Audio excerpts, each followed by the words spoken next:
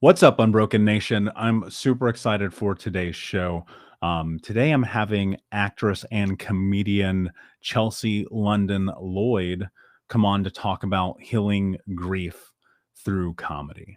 And not only her journey through losing her parents, but stepping into comedy as this way to heal and to learn to cope with massive and devastating loss. And in this podcast, I will say, it's one of those things where I've recognized in my own journey that like death is imminent and it does impact us. And it is something that we need to address and have the freedom and the ability to talk about. And so I'm really actually excited for this episode to talk about death in this capacity because we haven't done that yet. And I believe that this is going to be a really powerful episode for those of you listening because I know that it was for me. I will say this as well. If you're dealing with death, if you're struggling, please reach out. Please ask for support. Please join a group or a grieving group or find a therapist, join an online therapist, find help and support in this process, and know, of course, my friends, that you are not alone.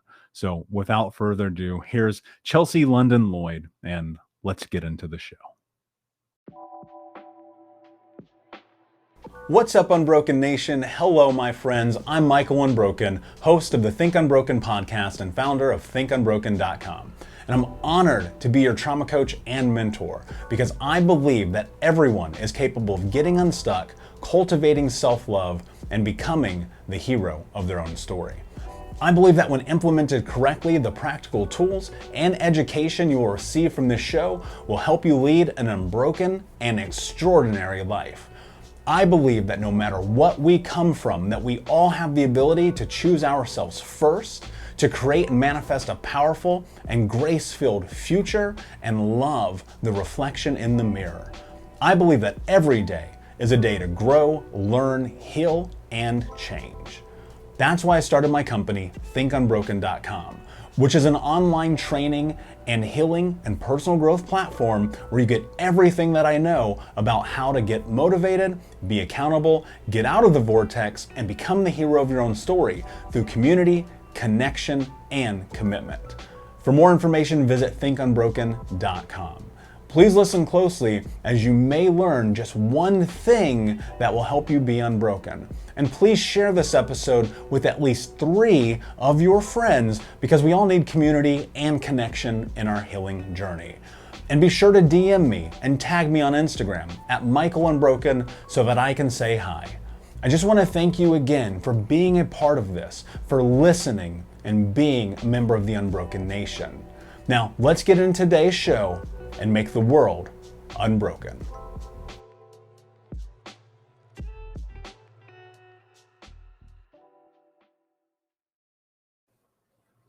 Hey, what's up, Unbroken Nation? Hope that you're doing well wherever you are in the world today. Super excited to be back with another episode. Today, my guest is Chelsea London Lloyd, who is a comedian and grief activist who uses humor to help people cope with their pain, which I am a huge proponent of. Chelsea, my friend, how are you today? What is going on in your world? Great intro, no stuttering, doing it live, making it work. Love that. I'm good. I'm excited to do that without any editing. I feel like I'm up to a challenge. I feel like this is like podcast plus. Like this is like podcast with like a little boom, like a little extra thing going on. So I'm into that. Yeah. Bring your A game. Totally. Have to. I'm super excited to talk with you because I found you on the grams and I was just, I love the way that you use humor in talking about some dark shit. And I think, for one, I love stand-up comedy. It's been a part of my life since I was a child. So much so that I used to get in trouble for quoting Richard Pryor. And so anyway, neither here nor there. Before we jump in, I'd love to have you create a little context here. Tell the audience a little bit about high level your journey, how you got to where you are and where you're at with your life today. Great. Just a quick moment of you sharing your whole life.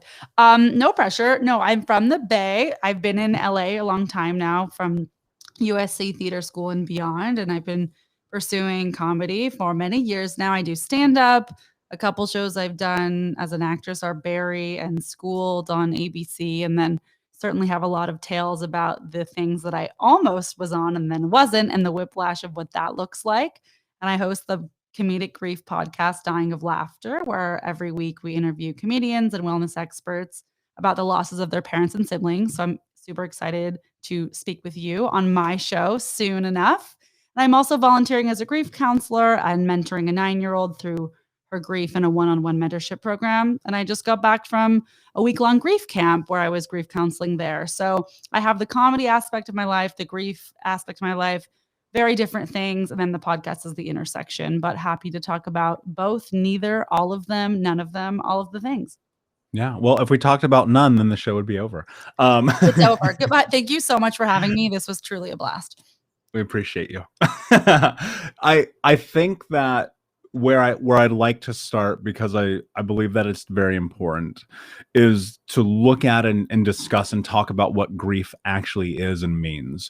I found that throughout my own journey, that's been something I've had to wrap my head around, having multiple losses in my life. And it's a part of the human experience. And for whatever reason, because of the social structures of the world that we live in today, it's almost as if at times there's not space to have grief, to not mourn. It's kind of like, all right, on to the next thing, keep your life going. We'll light a candle every now and again. Talk to us about like what is grief? How do you define it? And what does that mean? Love that. I think that grief is the feelings that come up for you around specifically loss of a person or individual, and yet it can also be an experience, a life change, such as many of us who feel like we experienced grief last year through the COVID-19 experience and the pandemic. So it's the feelings that you have surrounding your deepest, darkest tragedies and how you also move through that and move forward. So I feel like there's a negative connotation surrounding grief, and it's certainly a taboo topic. Even to this day, even with the communities doing their best, the grief world trying to become more open about everything. But I think there's still a lot more work to be done so that we can take the stigma around from talking about sadness. As the American way goes, how are you? I'm good, I'm fine is the default. It's almost as if you don't say that, there's something wrong with you. It's almost as if if someone's asking you, they're hoping that you just say you're good so that you can continue to talk about positive things, which is why I'm a fan of the open-ended question, how are you feeling, rather than you good or how's it going? That kind of elicits like a yes or no, I'm good or I'm not good response. So big fan of open-ended questions and exploring the darker as well as the comedic and lighter sides of what grief means. Yeah. Why do you think this is something I had a hard time wrapping my head around until I really kind of dove into understanding, I guess, social structures a little bit more in depth. But to peg it, if you could, why do you think that there is such a, oh my gosh, the word that I want to use here is like a dismay for the idea that grief or sadness is acceptable? What is that? Where does that come from? And why does it feel like it's such a part of the normative structure of our world? To default to the positive, you mean? Like, why do we go to I'm Yeah. fine? Why is sadness just like disallowed? Such a good point. Hey, something I'm still exploring, but I feel that if we can't acknowledge what we see in ourselves, then we're not going to see it in other people. And so if you're not necessarily comfortable exploring your own depths and sorrows, like why would you be able to hold the space for somebody else? So I think it all comes back to having deeper conversations at younger ages, exploring grief, death, and other trauma with both a capital and lowercase t's in elementary schools. For instance, what about going around the circle at age 5 in kindergarten and talking about your first experience with grief, whether that was a goldfish or a grandparent, or perhaps a parent or sibling at a younger age? Then it gives people permission to say things out loud that they currently do not. But we also kind of have a toxic positivity culture to a fault. I mean, depending who you ask, I'm sure there's some people that say, why are we always so positive? And some people would probably say, why are we all so negative as a society? When really the middle ground is the sweet spot. But just getting more comfortable with talking about your quote unquote secrets to strangers, I think is something that will help our world feel more connected. It will help deepen our listening. And that's not to say you need to spill all your tea and share very, very personal information with people online or in person just because, but ask yourself, if you're not doing it at all, is that working for you? How's that going? Because if we all knew a little bit more about each other, then we'd understand our experiences more and have just more connection and understanding. So there'd be hopefully less of the tension and the trauma that we see across a multitude of sections in our world, not just grief related, right? We've seen a lot of things happen this past year that clearly is a lack of conversation, a lack of compassion, a lack of listening. So that's what I think. What do you think? What is Yeah, your explanation? I wonder what you think. well, it's the human experience, and I think natively, though I would wish that I didn't think it, to an extent, I believe that humans, we natively like to suffer.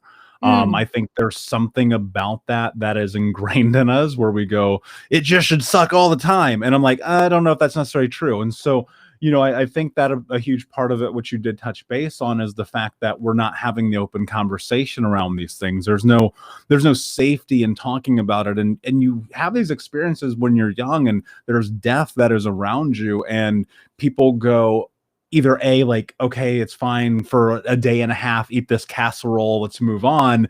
Or you have the opposite of it where you just never talk about it. And my experience was very much that, the murders of my best friends, the death of my mother, my grandmother, like just things I never talked about. And so, one thing that I'm curious about, because I know that often, and I've been listening to this idea and this concept within myself after hearing it for a while, that we often either teach or support the things that we needed to learn. And I find that to be more so true every day.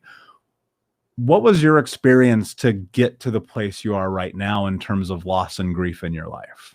Yeah. I mean, I can talk about why I started the podcast and everything. And yeah, thank you for sharing your own experiences. I'm looking forward to hearing more of those stories there when we do my show, because I know you've been through a lot as well. And it's also not about comparing experiences, but just like hearts up for the grief squad. Not that we want to be in it, but here we are. It makes it a little better to know that other people are in it too. But yeah, in third grade, my parents were diagnosed with ALS and breast cancer. And previously, my dad had actually had symptoms for 3 or 4 years. So they think that, he probably had it closer to when I was 4. And just having the official diagnoses within that year, my sister was 6 and I was 8. I remember them talking to us about hard subjects very young, when there was like this big convo, hey, paralysis and well, actually, that's a lie. I'm not sure if they talked to us about paralysis, but I think they did say, it's possible your dad's body is going to change and your mom's hair is going to change and things like that.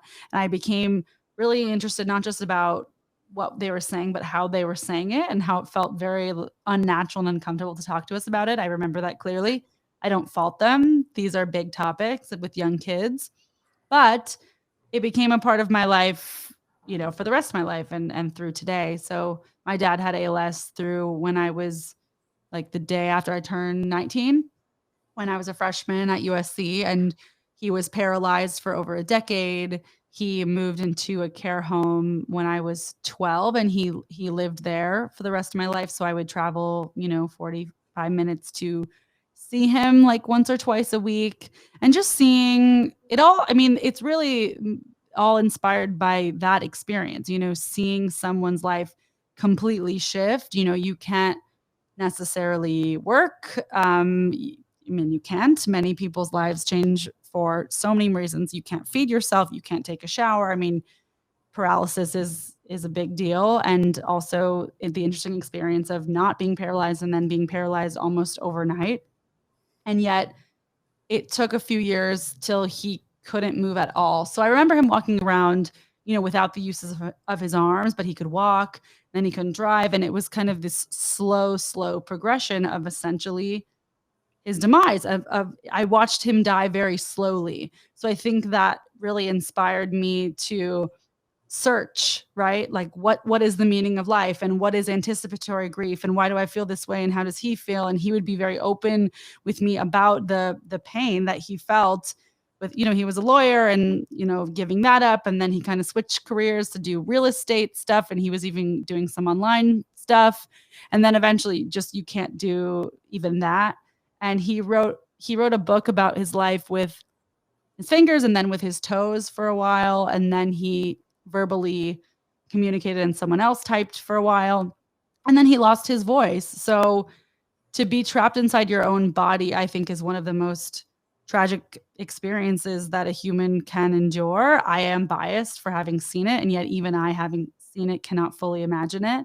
But yeah, your brain is not affected with ALS, so you're completely intact, and yet you cannot communicate. And we're talking, you can't scratch your face, you can't blink an eye, you can't change the channel. Imagine being completely reliant on other human beings, especially if you're like the type of person who doesn't want to ask for help, which he wasn't, which I think a lot of us might be able to relate to that. So I said goodbye to him many times. I remember being pulled from school. This surgery is unlikely to have positive results. So say anything you want to say. And then he would survive. And that was great. And yet also confusing. And when he finally died, it was almost a relief to my mom, who had been caring for him for such a long time. And if you think about weird details, which I guess I'd rather not, but I'm like, oh, yeah, they didn't have sex for the last 10 years. Like, their relationship was very much a friendship at that point, and also very, very complicated stuff. Like, it's messy. Like, like he would have moods. He would be depressed. He would freak out. He had anxiety medication because of the anxiety you're feeling of not being able to work out or physically exert your body or exert your feelings. So that is the main inspiration as to why I became curious with death. There were other things along the way of having lost all of my grandparents by 15. And I also lost a cousin when I was 4 and she was 9. And I mean, I will never forget that. So I've had a lot of things along the way, and my dad was the main one. And then I'll wrap up in a second. I know this is a bit of a tangent, but then my mom's breast cancer came back stage 4 metastatic a few years after my dad died, which she will then combat that for the rest of her life. So when my second parent was diagnosed with a terminal illness, I figured I have to do something about this. This has come into my life either for a reason or it hasn't. I don't know what I believe, but either way, I felt that it affected me enough to want to explore it further. And that's what I'm doing now. Yeah, and thank you for sharing that. And in this, I believe that so much of the human experience and moving into these places where, call it healing or call it understanding or acceptance or whatever it is that we need, comes through communicating about it. And I have found that in my own journey, the idea of like stuffing that down just played such a pivotal role in my own self-destruction, not only about death, but about all the things about life in this experience. And I think that and this has been my experience, there's a certain sense of freedom of being able to not necessarily only let it go, but to process these things and to move through continuing your life when you're able to discuss them. And so I think that that's a huge part of the journey. And so I have a vast amount of appreciation for your willingness to be able to help other people through that process, right? Mm-hmm. I don't know how else. The way I think about it is this: I believe we have a moral obligation to help people if we feel a calling to do so. If you don't, fine, like whatever, you don't have to do shit about anything. Like, that's not how the world works. But if you feel it within you, I think that there's a lot of beauty in going towards it. One of the things that I really love about the aspect that you take in changing the conversation about this is stepping into it with laughter. And the idea that comedy, in whatever context it is allowed to exist within this dark space. Where does that come from for you? What is it that you were just one day like, you know what? Actually, maybe this could be funny in some weird ass way, right? Hey, what's up, Unbroken Nation? Michael here. I just wanted to take a moment and invite you to the Think Unbroken community coaching sessions. We start these sessions at the beginning of every month, and we take a deep dive into the baseline and frameworks of what it means to get out of the vortex and become the hero of your own story through community, connection, commitment, and education. You can learn more about this at healtraumacoach.com, where you can fill out an application and sign up for a trauma healing call with me or my team to see if the Think Unbroken community coaching sessions is right for you. That's at healtraumacoach.com. We start at the beginning of every month. I cannot wait to see you there. And I'll be honest with you, if I'm not the right fit for you, we will help you find the person that can help you on your journey. Right. Well, thank you for saying all of that. I think it went back to the time of, being in elementary school with like a paralyzed dad and a mom with a bald head. Like, it's not funny, but it is. Like, they just physically looked so different than other people's parents. You have to start laughing at some point. I think I started laughing around then. Of course, I was very affected, and it's not funny all the time. But I think realizing at a young age, like, this is already bizarre, and comedic if you choose to see it that way. B, using laughter was a way that I felt I could make adults feel comfortable. I think that a lot of people looked at me like, how are you feeling? How's it going? People don't know what to say to young kids in this situation. So if I were to make a joke, if I were to infuse humor into the situation, then we felt okay. And I learned that pretty early on. I was also acting at a young age and doing musical theater at the time, 3 or 4 shows a year, and I was drawn to the comedic shows, the comedic roles.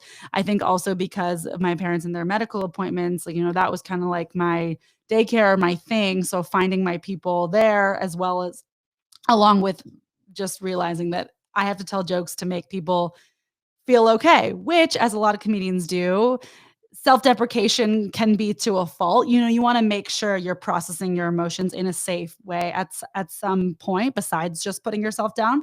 Like I always say, my stand-up and my sessions in therapy are the exact same thing through a different lens. I'm processing the exact same things, but in stand-up, I'm making fun of it, and in therapy, I'm exploring it.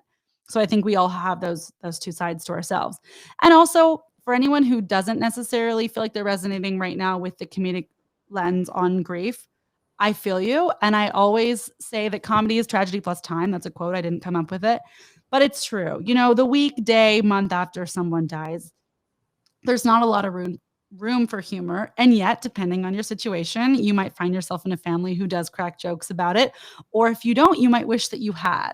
So I hear a lot of good stories in my counseling and podcast work about, like, well, actually the funeral was really funny because this, like, they sent the wrong casket. They did this. My grandma slipped me a $50 bill. My uncle was high during his speech, like, whatever. Things that are either A, hilarious, or B, so uncomfortable, bizarre, or comedic that you just have to laugh out of sheer will. So I was exploring all of that through childhood.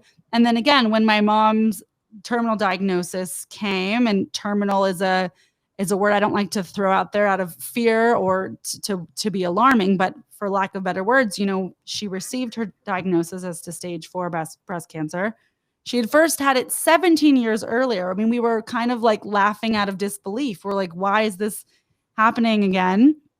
And also, I was a little bit older, right? So I just thought, this is so painful. What can I do to make it less painful? And that was making jokes about it with my friends, to myself, in my stand-up. And through that, I've actually seen a shift in my mom, who is a lot more serious. I think over the years has kind of opened up, and she'll even make light of her own situation and mortality time to time, which of course is not for everyone. It's not about putting yourself in a position you don't want to be, but it's about choosing to see things a different way. So that was the road that I took. Yeah, I love that. And I love what you said about, look, it may not be for you, right? I often in my own life have attributed a ton of humor to some of the darkest experiences of abuse that I've ever been a part of. And sometimes my people are like, yo, dude, that's like over the line. And I'm like, but it's my life. I can say what I want about it. And so, Mhm. you're absolutely spot on. I don't know that it's necessarily for everyone, but laughter is medicine, as they say. And I think that you can take that, and you can take ownership over it, and it can help you, in my experience, really be able to process things in a way, because I feel like without the jokes to a lot of the darkness, and without the challenges of my own life, of putting myself on stages and learning how to be a public speaker through comedy, I don't know if I could be talking to you right now. You know what I mean? And so Right. I think there's a lot of power in that. When you're in this, and like you're like, okay, well, maybe something about this is alluring to me in some capacity. How do you kind of figure out the best way to handle grief in your life? Because while some people will hear this and go, yeah, okay, cool, I can entertain the idea of this comedy thing, other people are like, this is the worst thing that's ever happened on planet fucking Earth. So how do you kind of like start to navigate the approach of working through this? Right, right. And let me be clear, I too think it is the worst thing on planet Earth. And it is never to take away from that. And hopefully by even listening to what I'm saying now, like it's clear that it's a very serious thing. And even my podcast episodes, people don't know what to expect. And like some are really funny and I have comedians on and we're shooting the shit. And some people are sobbing hysterically. Like not all the episodes are funny. It's just that in every interview, I at minimum ask them about a comedic element of their journey or things like asking their person's name. And it's just kind of to show it's a lens to show people that like, hey, this is a safe space for you. This isn't like an ancient, we're a 50 plus grief group and we're talking angels and blah, blah, blah, and finding meaning through XYZ rainbows or Bibles. And there's nothing wrong with that. And there are powerful elements to that as well. But I think it's also just a way for people to be like, when they're searching through grief things and then they come across my stuff like, oh, that's different. Or, oh, like I am from a funnier family. So this resonates. So that's kind of just the way that the dots are connected there. In terms of advice for processing grief yourself, again, comedy equals tragedy plus time. So it is very possible you don't find things funny right away. Some recommendations I would have are the dinner party is a virtual grief group. It used to be in person and perhaps we'll come back in person. I lead virtual grief groups through there and there's plenty of tables that you can join. And it's people in their 20s through 40s who are exploring grief. And there's tables specific to parents, specific to siblings, specific to friends, specific to BIPOC individuals and what have you. Mine is exploring grief through humor. So there are things like that. But I would say find an individual that you can talk to about your experience. And if you don't have one, there's things like these virtual grief groups, which I always think, even if you do have a best friend or family member that you feel comfortable talking to, there's something really powerful and badass about opening up to a group of strangers about what you're going through. And just, they don't know you. So there's not that inherent judgment or thought process. So finding a group like that, the dinner party is completely free.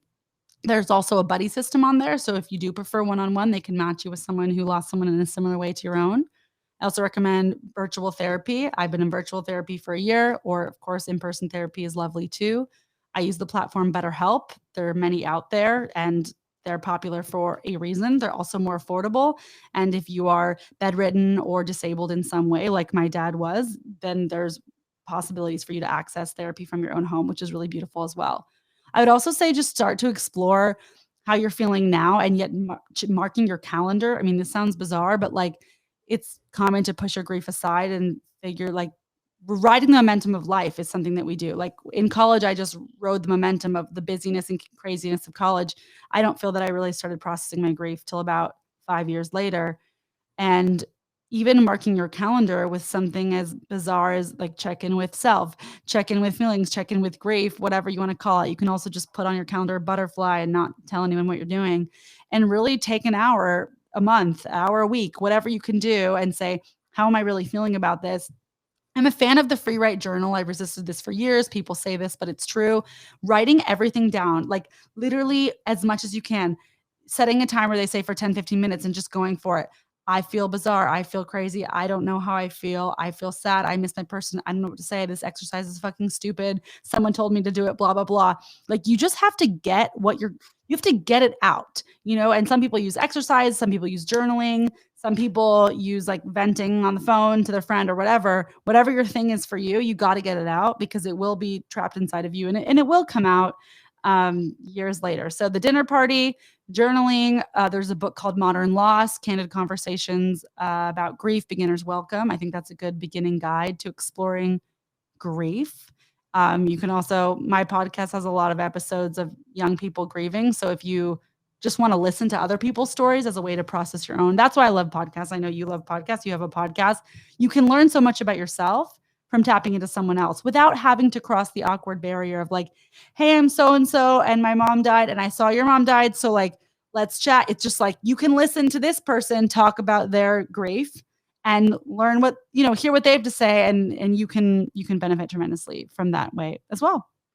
Yeah, and there's so much power in human connection. I really want to like go into that for a moment because I think that we often come from this thought process that we have to go through this process alone, Mhm. or that we can only have this process when something happens. And I'm such a big proponent of community, because I look at and I understand the truth that no one's ever been able to really navigate this thing we call life on their own. It's seemingly impossible. And so there is just a tremendous amount of value that comes from being in these groups. And I've shared with the Unbroken Nation before, I've been in SA and NA and AA and all the A's, and I've gone to all the things and done all the stuff, and been in men's help group and men's supports group, and, you know, adult survivors of childhood trauma groups, and all the groups, right? Just trying to make meaning and understand shit, like trying to figure out like what is going on. And I'll say this, because I know there's people listening and they're going to be like, yeah, I've thought about that. I looked at the date, I wrote it down, I put it in my calendar, I drove there, I got in the parking lot, I didn't go in the door.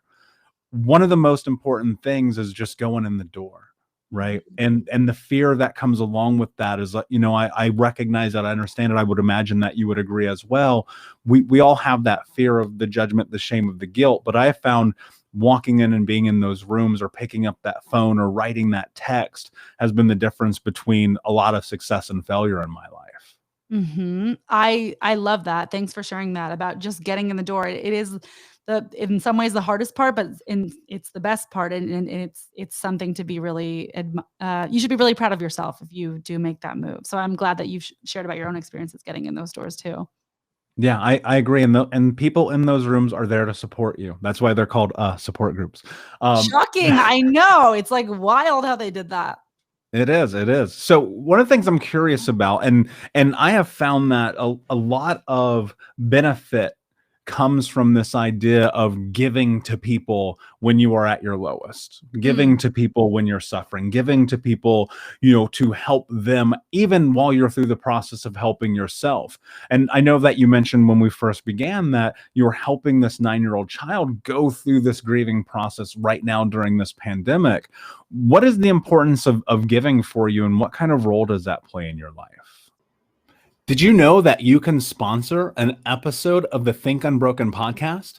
All you have to do is visit thinkunbrokenpodcast.com, and there's a little coffee icon down there at the bottom of the screen, or you can click the sponsor an episode link, and your name will go on the sponsored list for sponsors of the Think Unbroken podcast. One of the things you may not know is that this is an internal podcast. There's no major sponsors. Coca-Cola doesn't sponsor us. We don't get the Joe Rogan endorsement. We're over here trying to create massive change in the world, and I cannot do it alone, and I need your help. So if you have the ability, please visit thinkunbrokenpodcast.com, help sponsor an episode, and we will put your name on the sponsorship list where everyone can see your contribution to the Unbroken Nation. My friend, I appreciate it so much. I want to continue to make these shows and bring tremendous value to your life, to our world, and to the Unbroken Nation, but I cannot do it alone. If you have the ability, please visit thinkunbrokenpodcast.com and sponsor an episode. All right, my friends. Oh, I'm so glad you asked. That's a really that's a strong question. Um it's like so complicated, my mentor relationship in the best way, but I will just say, wow, I have so much I could say about this. When you can't take any more, give. I love that so much, you know, in this busy world when we're trying to make our next move or figure out what's next. And, you know, I know you're entrepreneurial, of course, and I am too. And so, you know, especially people trying to make their own way now online or whatever else, it's like so much of putting yourself out there. And when you can't take any more, give, I think is really some of the best advice I've ever received. So, I'll summarize what it's been like, and please cut me off at any time. Um, so last year, you know, it was a hard year. I was working for BuzzFeed at the time. I had just started their talent program. It was a talent residency, 10 of us after some screen tests and fun things. Like, we're selected to do this program where we were being mentored to essentially become viral BuzzFeed people, no pressure. But I was so excited because, like, it was cool, right? I was like, wow, this is such a great opportunity, and everything that I'm doing, like with grief, like maybe BuzzFeed, like who knows what can happen, but it was super exciting. Like 2 days into that, everything closed. So we shifted to a virtual program. So we were making a lot of videos. So during the pandemic, I was making 3 to 5 videos a day for the first, I don't know how many months, 3 or 4, and it was really awesome. It was also exhausting, and we had cool mentorship from like Instagram and like cool people like helping us to try and succeed online. And I felt this juxtaposition the entire time, which is kind of the summary of my personality of like, this is so amazing. And the world is crumbling before our eyes. And there's such a bigger picture here. Um, the grind of like wanting to succeed, but then knowing it's not the most important thing right now. All of my other acting and comedy, experiences had been canceled. I was on a veil for a big commercial, shot. My stand-up shows shot. My festivals, everything shot. I was supposed to MC the Young Survivals Coalition first stand-up show for breast cancer survivors. There was like 800 people. I'd booked the comedians. I was like hosting it. It was so cool, and for a good cause. And the whole conference was canceled. Like all of these things was really challenging for me. My mental health took a big dive. It was kind of the worst I've ever felt. Not about myself, I will say, but just about the world and kind of my place in it since my dad had died, which has been 10, 11 years at this point. So the first thing I did was get into therapy. So yay, therapy, another plug for that. But I knew that there was more that I could do. Now, fast forward timeline, blah, blah, blah. I ended up being let go from the program early for not going viral. I wrote this essay about that experience, if anyone's interested, because it's kind of hard to explain. I'm in the process of getting that published right now. But I was like, I'm cut from this thing. I was the oldest one. Even though I was still 29, I was like, you didn't go viral and you're cut. And it was like such a horrible feeling. I mean, I felt horrible about myself because I was making videos about grief and stuff I was proud of. But I have a lot to say about numbers and social media, which I kind of am saying, and I'll kind of table at the same time. Okay, cut from the program. Then I ended up applying for a job at BuzzFeed as a producer. Got the job a few weeks later, which was both amazing and weird because some of the people that had let me go were like, oh, now you work here again and now you're like in charge of some things, which was really awkward but cool. I pitched myself as I want to be a grief producer and produce viral content around grief. I wasn't necessarily in that content. I made really cool videos like losing a loved one to COVID-19, moms without children, talk to children without moms, like stuff I was like super passionate about. And I wasn't being looked at for like views. It was less personal and yet it was still a fit. So it ended up being really beautiful. That said, all in all, social media, I'm obsessed with it, but it's not fully for me. Like with my mental health, I realize I can't work in it every day. I lose my happiness around it. And so ultimately after a year, I decided to move on.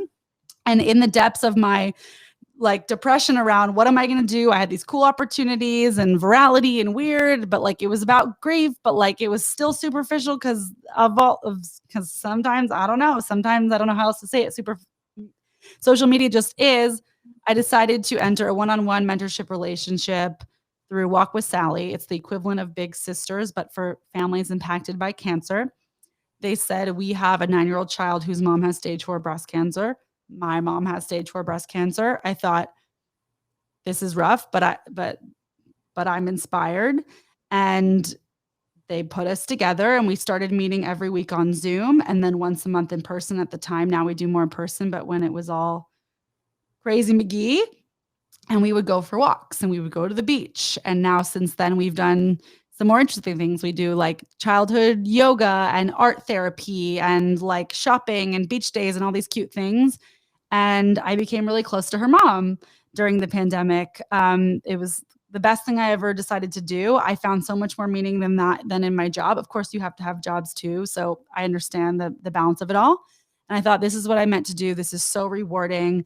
And I could like live what I was doing. Like I was talking about grief online, but like I wanted more, I guess, impact, or when you can't take any more, give. And I felt like I'd taken such a weird experience and I wanted to give. And so I just thought, why me? But if not me, who? And if not now, when? Now, unfortunately, a few months later, her mom didn't make it. And that was a really, really challenging experience because even someone who is prepared for these things, such as myself, it was still a shock. And she went into the hospital Christmas weekend and she didn't come out. And we're talking single mom, you know, we don't, Camila's dad is, you know, actually, yeah, I don't want to talk too much about it, but the dad's not in the picture, right? And underprivileged community, not necessarily having the financial resources that my mom has. And I mean, I just was heartbreaking to watch.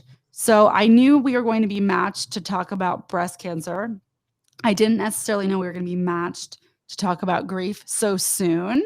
And yet here we were during a pandemic, also navigating that. And long story short, it's the best thing that long story long, actually, because that was long, but it's the best thing I've ever done.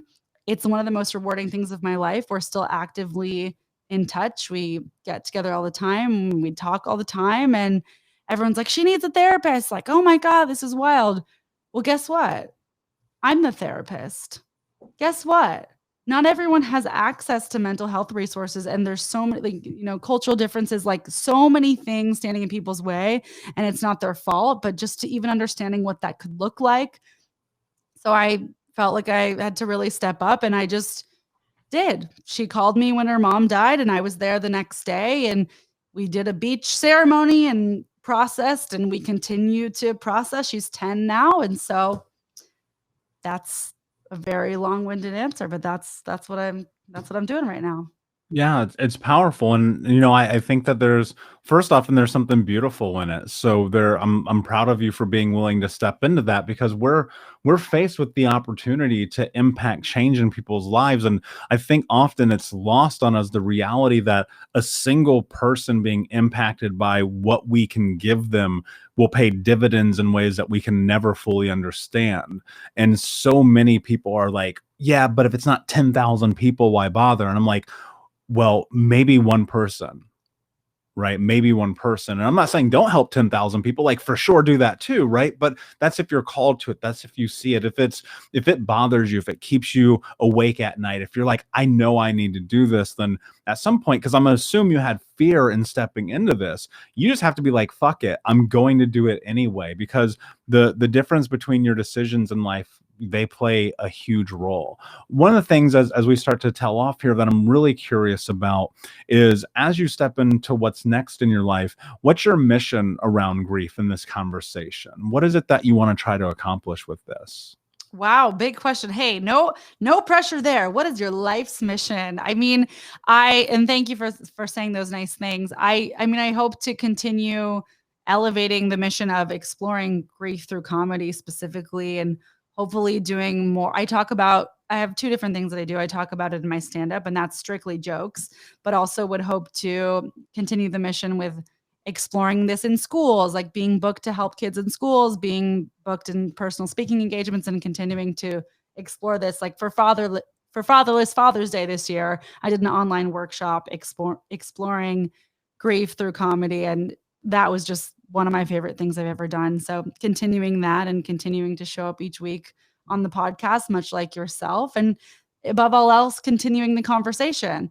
On the other side of thing, I would love to play a role in a scripted dark comedy about death, on my actress side, which is a different mission than my personal life. But from a career point of view, like I want to make and be a part of all content talking about dark comedy and pertaining to grief over there. But that's a little bit more up to other people. You don't have quite as much control as an actress as to when and how that happens. And it is, and it will, and it does. And yet these are the things that bring me joy of, you get to make your own mission. You get to put yourself out there. So that's what I'm continuing to do.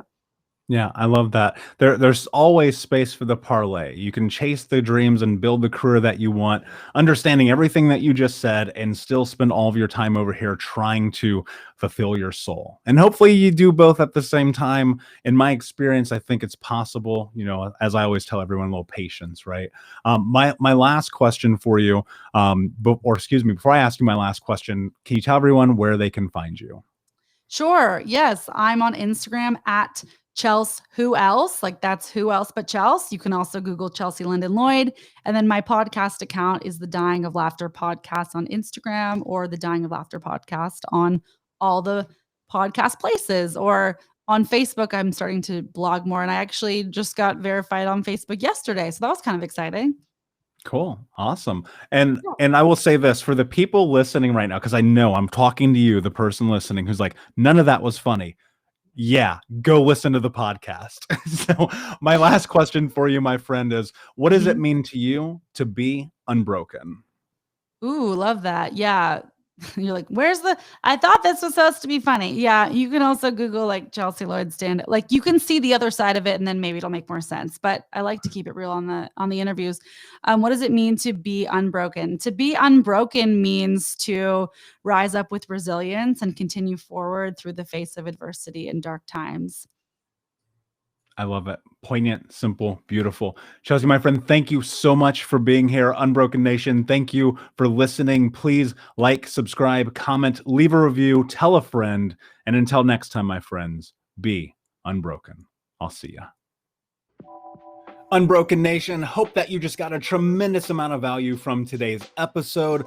I want to know what you think. Please do me a favor and review, rate, and share the episode with 3 friends on social media today. It would mean the world if you did, because ultimately at the end of the day, creating community and connection is how we heal generational trauma in the world. And I need your help to do that, Unbroken Nation. So if you're on iTunes or Spotify or wherever you are, please like, comment, share, review. I want to know not only what you like about the show, but how I can make the show better, how I can make this further about helping you on your healing journey. So do me a favor, and when you do, shoot me a screenshot of you making the review to my DM at Michael Unbroken on Instagram so that I can have a conversation with you, say hi, and more importantly, so I can share it with the Unbroken Nation. Thank you so much, my friend.